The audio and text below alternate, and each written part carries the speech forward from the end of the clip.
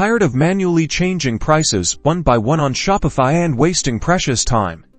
Let's dive straight into how you can bulk edit prices on Shopify, streamlining your inventory management and promotional activities. First, log into your Shopify admin dashboard and click on Products in the left-hand menu. Now, select the products you want to edit by checking the boxes next to them. You can select all products on the page or filter by category, vendor, or type to narrow down your selection. Once you've selected your products, click the Edit Products button in the top menu. This opens the bulk editor. In the bulk editor, you'll see a table with columns for various product details. Find the price column. If you don't see it, click Add Fields and select Price.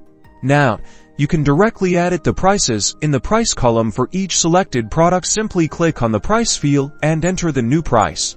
After you've made all your price changes, remember to click the Save button in the upper right corner to apply the changes. For more advanced bulk editing, consider using a CSV file. Export your product data.